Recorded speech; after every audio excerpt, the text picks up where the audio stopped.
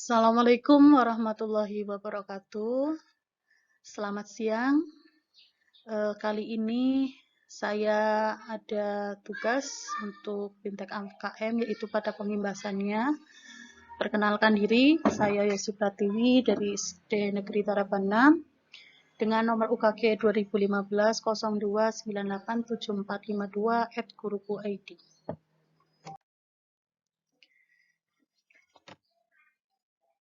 Asesmen nasional akan diikuti oleh seluruh satuan pendidikan tingkat dasar dan menengah di Indonesia, serta program kesetaraan yang dikelola oleh PKBM.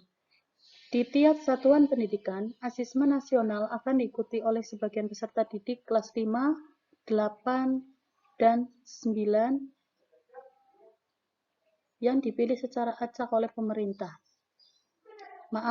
Sebagian peserta didik kelas 5, 8, dan 11 yang dipilih secara acak oleh pemerintah. Untuk program kesetaraan, asesmen nasional akan diikuti oleh seluruh peserta didik yang berada pada tahap akhir tingkat 2, 4, dan 6 program kesetaraan. Mengapa asesmen nasional hanya diikuti oleh sebagian siswa? Karena evaluasi hasil belajar setiap individu siswa menjadi kewenangan pendidik.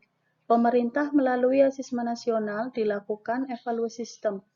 Asesmen nasional merupakan cara untuk memotret dan memetakan mutu sekolah dan sistem pendidikan secara keseluruhan. Karena itu, tidak semua siswa perlu menjadi peserta dalam asesmen nasional. Yang diperlukan adalah informasi dari sampel yang mewakili populasi siswa di setiap sekolah pada jenjang kelas yang menjadi target dari asesmen nasional itu sendiri. Hasil asesmen nasional diharapkan menjadi dasar dilakukannya perbaikan pembelajaran. Selain itu, asesmen nasional juga digunakan untuk memotret dampak dari proses pembelajaran di setiap satuan. Untuk murid kelas 5, 8, dan 11 telah mengalami proses pembelajaran di sekolahnya sehingga sekolah dapat dikatakan telah berkontribusi pada hasil belajar yang diukur dalam asesmen nasional. Perlu diketahui, selain peserta didik, asesmen nasional juga akan diikuti oleh semua guru dan kepala sekolah di setiap satuan pendidikan. Informasi dari peserta didik, guru, dan kepala sekolah diharapkan memberi informasi yang lengkap tentang kualitas proses dan hasil belajar di setiap satuan pendidikan. Sementara, asesmen kompetensi minimum untuk pendidikan kesetaraan berfungsi sebagai ujian kesetaraan.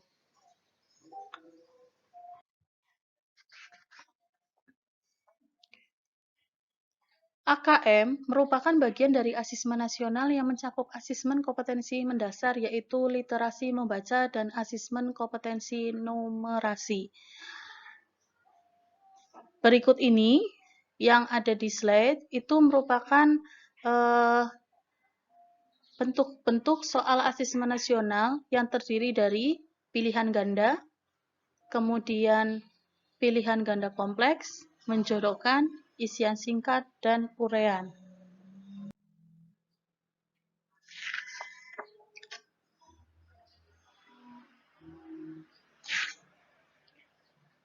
Literasi membaca termasuk dalam kompetensi yang paling mendasar yang ingin dievaluasi dalam asesmen kompetensi minimum.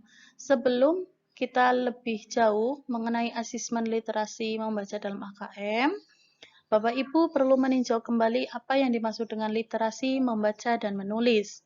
Literasi baca dan tulis adalah pengetahuan dan kecakapan untuk membaca, menulis, mencari, menelusuri, mengolah, dan memahami informasi, untuk menganalisis, menanggapi, dan menggunakan teks tertulis untuk mencapai tujuan, mengembangkan pemahaman dan potensi, serta untuk berpartisipasi di lingkungan sosial. Konten pada literasi membaca menunjukkan jenis teknis yang digunakan. Dalam hal ini dibedakan menjadi dua kelompok, yaitu teks informasi dan teks fiksi. Kemudian, tingkat proses kognitif menunjukkan proses berpikir yang dituntut atau diperlukan untuk dapat menyelesaikan masalah atau soal. Pada literasi membaca, level tersebut adalah menemukan informasi, interpretasi, dan integrasi serta evaluasi dan refleksi. Sedangkan konteks menunjukkan aspek kehidupan atau situasi untuk konten yang digunakan. Konten Konteks pada AKM dibedakan menjadi 3, yaitu personal, sosial budaya, dan saintifik.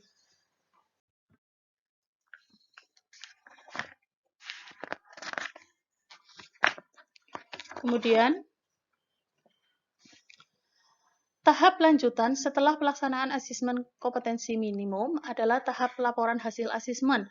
Sesuai dengan tujuan, asesmen kompetensi minimum dirancang untuk memberikan informasi mengenai tingkat kompetensi dasar siswa berupa kompetensi literasi membaca dan numerasi. Dari laporan hasil asesmen kompetensi tersebut, satuan pendidikan dapat melihat tingkat penguasaan kompetensi siswanya. Penguasaan kompetensi literasi membaca dan numerasi siswa dikategorikan dalam 4 tingkatan. Untuk lebih memahami penjelasan kompetensi pada setiap kategori, Bapak Ibu bisa lihat di slide-nya. Perlu intervensi khusus, yaitu pada tingkat kompetensi, murid belum mampu menemukan dan mengambil informasi eksplisit yang ada dalam teks ataupun membuat interpretasi sederhana. Sedangkan pada kelompok dasar, yaitu kompetensi murid mampu menemukan dan mengambil informasi eksplisit yang ada dalam teks serta membuat interpretasi sederhana. Pada kelompok cakap, yaitu murid mampu membuat interpretasi dari informasi implisit yang ada dalam teks, mampu membuat simpulan dari hasil integrasi beberapa informasi dalam suatu teks. Kemudian pada kelompok mahir, yaitu tingkat kompetensinya adalah murid mampu menginterpretasi beberapa informasi lintas teks, mengevaluasi isi, kualitas cara penulisan suatu teks, dan bersikap reflektif terhadap isi teks.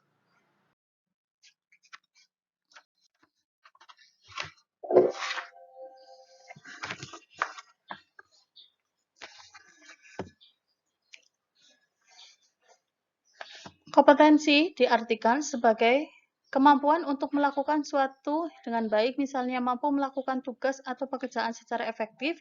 Kompetensi juga mencakup pengetahuan dan keterampilan yang dibutuhkan untuk menyelesaikan soal atau bahkan keterampilan yang lebih jauh besar atau lebih beragam, misalnya memimpin organisasi.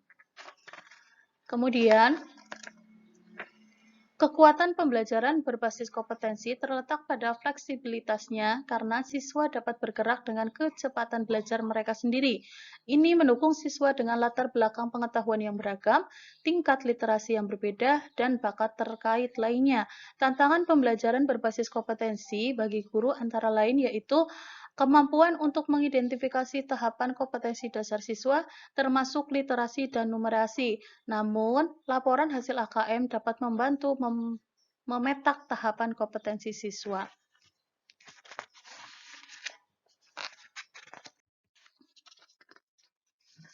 Selanjutnya,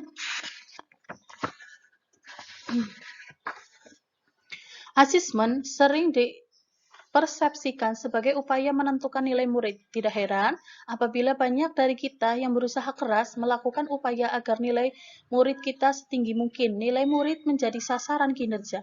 Padahal, peran asesmen yang pertama dan utama bukanlah yang menentukan nilai murid. Peran pertama dan utama asesmen harus dilihat sebagai bagian dari proses pembelajaran yang utuh. Kerangka yang sering digunakan adalah segitiga belajar yang mengaitkan antara asesmen, kurikulum, dan pembelajaran. Segitiga belajar membantu kita melihat asesmen, kurikulum, dan pembelajaran sebagai aspek yang berdiri sendiri. Guru dan pemimpin sekolah dapat melakukan penyelarasan antara 3 aspek yang menentukan pengalaman murid. Dalam segitiga belajar, maka makna masing-masing dari segitiga ini yaitu sebagai berikut. Kurikulum yaitu seperangkat kompetensi yang penting dikuasai murid dengan menggunakan cara belajar dan asesmen tertentu. Pengembangan kurikulum selain mengacu pada tantangan dunia nyata, hendaknya mengacu pada hasil asesmen dan refleksi praktik pembelajaran. Kemudian pada pembelajarannya, serangkaian aktivitas yang dirancang dan dilakukan di ruang kelas berdasarkan kompetensi awal murid yang diketahui dari hasil asesmen dan untuk mencapai sasaran kompetensi yang ditetapkan dalam kurikulum. Pembelajaran memadukan informasi dari asesmen dengan informasi dari kurikulum, keseimbangan antara paduan tersebut yang akan menghasilkan pembelajaran yang optimal. Kemudian terakhir pada asesmen, proses pengumpulan, menganalisis, dan melaporkan sejumlah informasi yang terkait pencapaian kondisi murid dan penguasaan suatu kompetensi tertentu. Asesmen diagnosis, asesmen di awal untuk merancang strategi pembelajaran, asesmen formatif, asesmen sepanjang proses belajar untuk melakukan perbaikan dan penyesuaian pembelajaran. Asesmen sumatif, asesmen di akhir untuk menentukan level penguasaan kompetensi oleh murid. Sekian dan terima kasih. Wassalamualaikum warahmatullahi wabarakatuh.